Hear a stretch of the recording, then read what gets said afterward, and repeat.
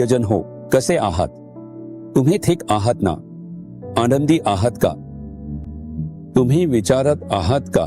ते सगळं बाजूला ठेवा. तुमच्या मागे दिसणारा तो झेंड्याचा खांब काय आहे?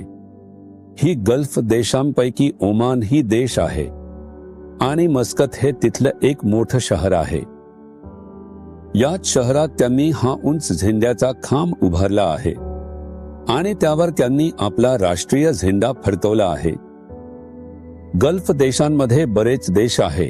त्या सर्व देशांमध्ये हा सर्वात उंच झेंड्याचा खांब असल्याचं सांगितलं जातं. ते याला आपल्या देशाचा अभिमान मानतात.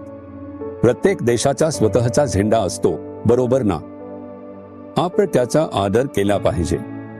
आपल्यापैकी प्रत्येक जण आपल्या राष्ट्रीय झेंड्याचा आदर करतो.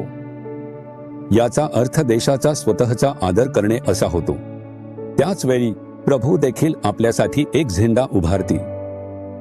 जेव्हा शत्रू लाटासारखे येतो तेव्हा देवाचा आत्मा त्याच्या विरुद्ध झेंडा ध्वज उभारेल. तो कोणता झेंडा आहे? हे माझी मुले आहेत, त्यांना स्पर्श करू नकोस किंवा त्यांच्याजवळ येऊ नकोस. प्रभू अशा प्रकारे झेंडा उभारतील आणि आपली रक्षा करतील. त्या काळात जेव्हा लोक युद्धाला जात असे तेव्हा ते आपला झेंडा घेऊन तो उंचावत असे. ऑलिम्पिक सारख्या क्रीडा स्पर्धांमध्ये प्रत्येक खेळाडू अभिमानाने आपला झेंडा घेऊन जातो. जेव्हा ते जिंकतात तेव्हा त्यांना त्यांच्या झेंड्याने झाकले जाते. ते आपला झेंडा अभिमानाने दाखवतात आणि आनंद व्यक्त करतात. त्याचप्रमाणे प्रभू आपल्याला आपल्या झेंड्याने झाकतात, आपली रक्षा करतात आणि आपल्यावर आनंदित होतात. पाहिलं का, किती अद्भुत देव आहे तो? तुम्हाला वाटते का प्रभूकडे तुमच्यासाठी कोणता शब्द आहे? स्तोत्र अध्याय 85 वचन 12. जे उत्तम ते परमेश्वर देईल. प्रभू तुम्हाला असेच वचन देत आहे. तू काहीतरी चांगल्याची अपेक्षा करत आहेस का? तुम्ही म्हणता वाईट घडत आहे. प्रभू आपल्याला कधीच वाईट करणार नाही. तोच तो आहे जो नेहमी चांगलेच करतो. तुझ्या आयुष्यात जे काही घडते ते तुझ्या भल्यासाठीच असते. तो फक्त चांगलेच देईल. म्हणून निराश होऊ नकोस. प्रभूने वचन दिले आहे आणि तो मला चांगलेच देईल.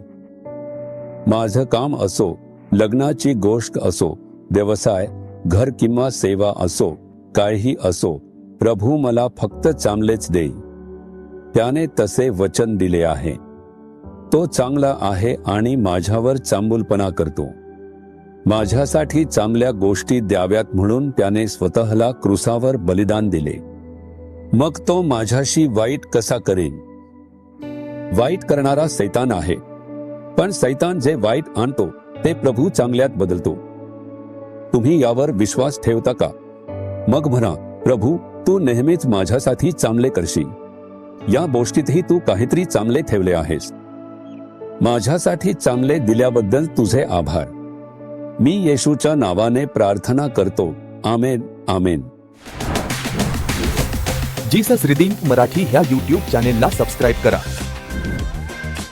सबस्क्राईब बटनावर क्लिक करा आणि बेल चिन्हावरही क्लिक करा. दररोजच्या नवीन कार्यक्रमांची माहिती मिळवा.